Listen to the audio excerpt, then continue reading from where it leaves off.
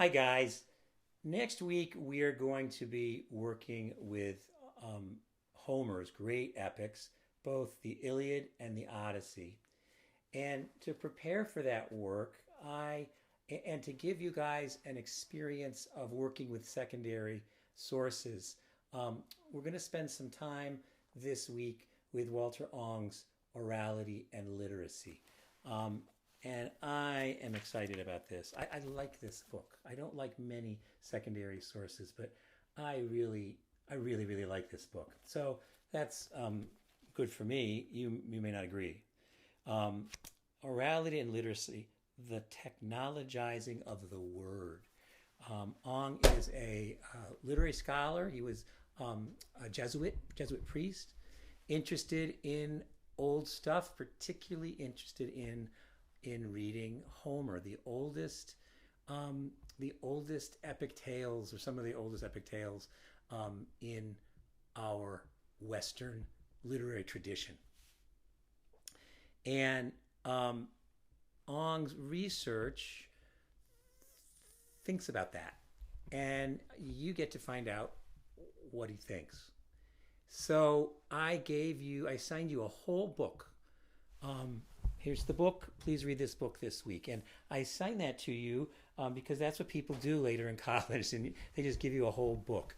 And we've got to develop strategies. I'm here to help you develop strategies um, that when somebody assigns a whole book that is as hard and complex and new and difficult as Ong, you have a way to deal with it that is smart, strategic, and savvy. So the real Ong is good preparation for Homer, but Ong is especially giving you an experience of practicing new strategies for dealing with difficult sources, giving you an opportunity to practice new strategies for reading that will help you with difficult secondary sources.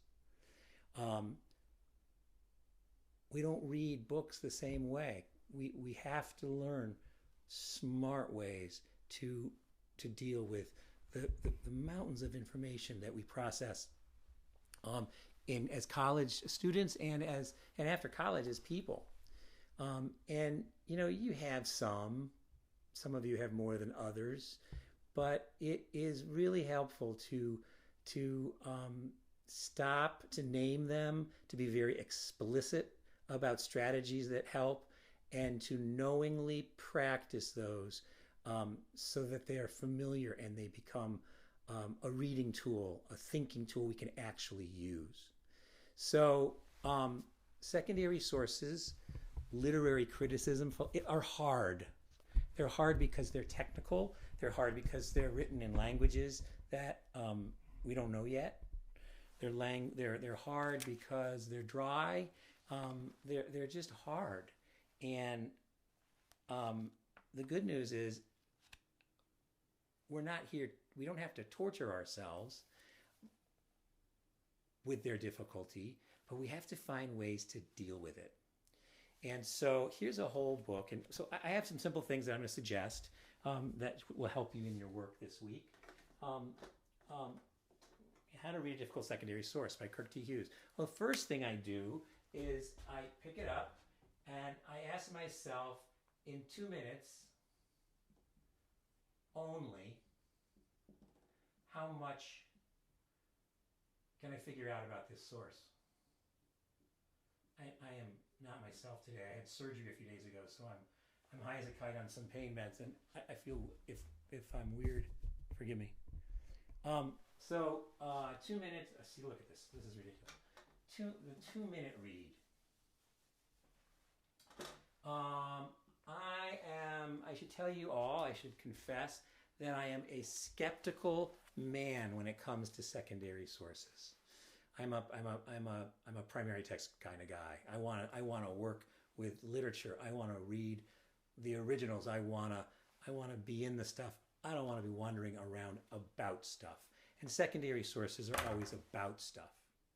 So for me, an assignment, even in any book, and an assignment, even an assignment from a professor who's grading me, I am skeptical.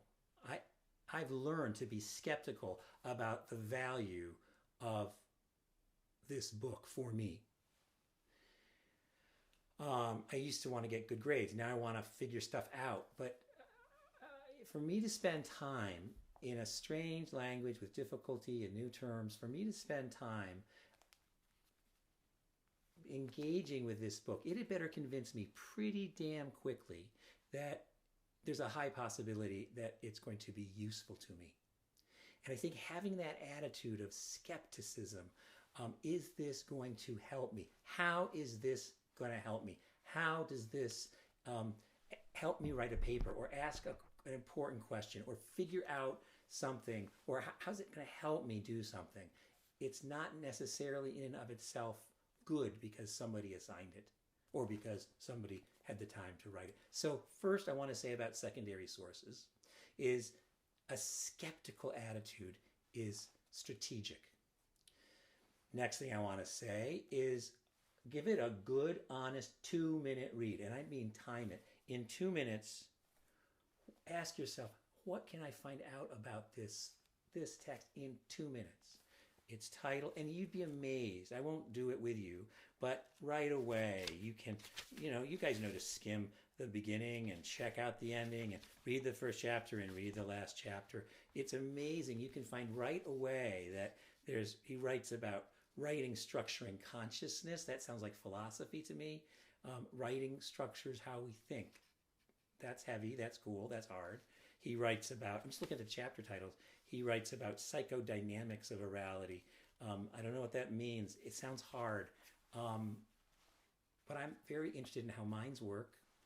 And he talks about discovery of primal oral cultures. There's some history there. There's a section that says the Homeric question. I know we're reading Homer next week. I might want to look at that again because it addresses a project I have that's coming up with all of you. There's a long bibliography.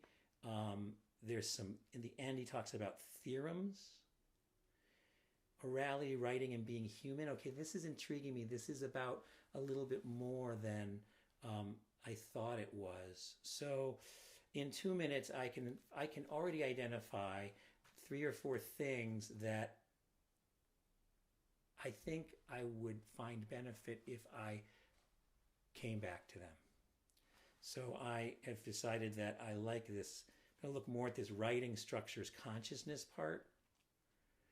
I'm going to look a little bit more at this beginning part, some psychodynamics of orality.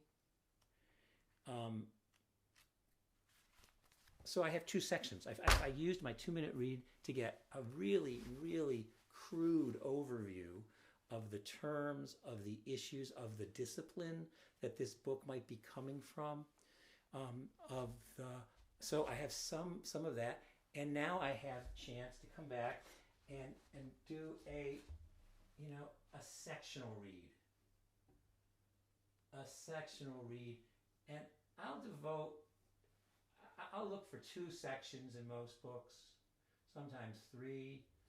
I will devote, I don't know, I want to devote 10 minutes, and I sometimes devote 30 minutes to reading over a section if I find when I get in there that it's interesting me, that it's new or smart. So this is, I haven't started at the beginning, I haven't looked at the end. I've overviewed with 2 minutes. I've used that overview to try to find some sections, some sections that will serve me. And I've committed to, I think it's always good to pick 3 things, right? I've committed to 3 of them. I'll probably drop one really fast if it's not good. And there's a second level of reading. Quick read. Then in my sectional read, I often discover that there's something in that sectional read that I really want to understand. That I want to not just be aware of, I want to understand.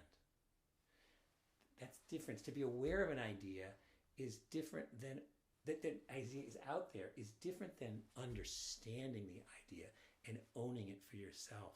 and real understanding of a concept, of a new term, of an idea. It just takes time and focus and attention to develop. So I know that. I know that real understanding, when I own the concept, when I honestly get it, it costs me time and attention. So I choose very carefully what I'm going to attend to. And then I do the really hard work of focused reading. And I'm talking about a page or two, 1 or 2 pages. I want to spend 10, but I probably will spend more like 30 minutes going over those 2 pages. So again and again, carefully circling the term, asking questions of it. That's when I really get into this, annotation. Some teachers talk about of what are questions you can ask the text. You want to know from this guy, this kind of focused, annotative, working, questioning, repeating, reading, so that those key terms of a text really, really become a thing I feel comfortable with. I can say, I can write, and I can explain. That's when I understand it. When I can say it, when I can write it, and when I can explain it to somebody else. So please notice I have developed, with a read like that, I've used a couple hours, but I've used it in a completely different way. And if you said, I can read this book, this 200-page book in 2 hours, we don't believe that's impossible with our usual reading rate. Excuse me, I just got something in my eye. With our usual speeds of reading, and our comprehension would be horrible. It's a bad strategy. It's great for beach reading.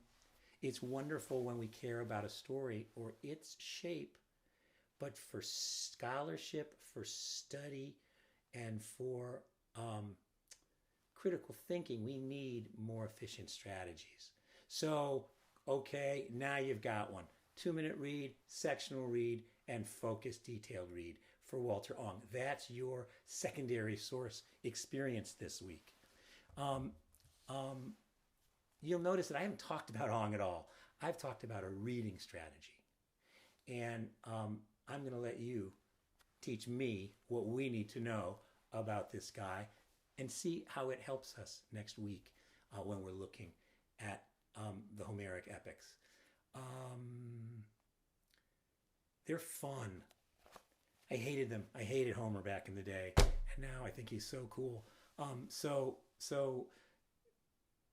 to take that in and realize that that's just how much I appreciate how it's really okay to hate some of the stuff that we're looking at, and you may hate it, and that's okay because it's still interesting. You'll still get some really good skills, and your thoughts and feelings change over time. They change over the years that you live, but they change as a function of discussions we have in this class. So happy reading and happy writing, and I look forward to being with you in the discussion boards and in your scholars notebooks. Great work, guys. See you next time.